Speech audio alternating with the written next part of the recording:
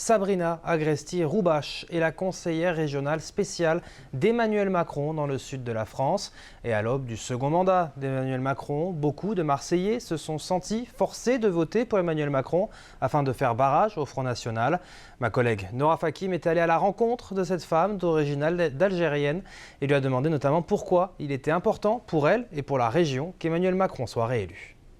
Il a trois qualités majeures. La première, c'est qu'il incarne quand même ce nouveau souffle, cette nouveauté qui m'a plu tout de suite. Il est capable de travailler avec tout le monde, donc c'est un rassembleur. Et la troisième, c'est qu'on a pratiquement le même âge. Donc on a un an de différence et je trouve qu'être jeune, voir cette nouvelle génération politique émerger, ne pouvait que nous engager à nous-mêmes, c'est-à-dire nous obliger, nous dire on a peut-être un bout de notre vie à donner à notre pays. La politique, c'est un engagement, c'est pas un métier, c'est pas un travail. Donc j'avais absolument la même philosophie. Donc voilà pourquoi Emmanuel Macron. Comment est-ce que vous allez aider ces jeunes à Marseille, par exemple, qui sont souvent issus de l'immigration africaine et actuellement en difficulté économique? Parler arabe, parler sénégalais, parler comorien, parler espagnol, parler italien, parler toutes les langues qu'on parle dans les quartiers, c'est une force, c'est un plus, c'est un asset. Il faut aussi accepter que les parents doivent s'engager auprès de cette jeunesse. L'État, moi je ne suis pas du tout pour l'État-providence omnipotent qui fait tout à la place de tout le monde. Aide-toi et le ciel t'aidera, c'est ce que mes parents m'ont toujours dit. Mais les parents ont un rôle crucial dans les quartiers, et je le vois, souvent les enfants qui ont abandonné, c'est que les parents ont déjà abandonné avant eux. Géographiquement, Marseille est plus proche d'Alger que de Paris.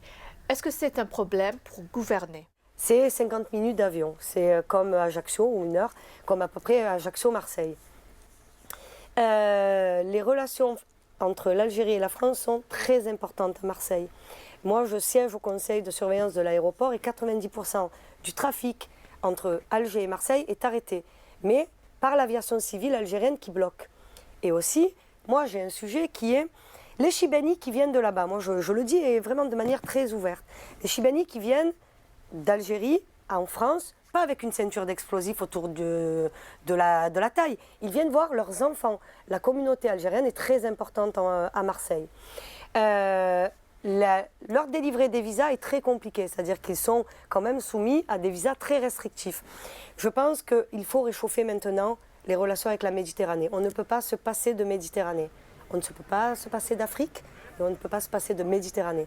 Donc, quoi qu'on dise et quoi qu'on fasse, je sais que le président a quand même une certaine vision de ce genre de rapport qu'on doit réchauffer absolument. Il l'a montré tout au long, même dès 2016, quand il s'engage sur la présidentielle. Et je pense que pouvoir remonter ce genre d'informations et pouvoir avoir des gens qui réfléchissent à comment travailler, l'Afrique c'est en face de chez nous, à hauteur de vue, à horizon, on voit Alger, on voit la Corse, mais on voit aussi Alger. Donc on a là, pour Marseille, une place centrale.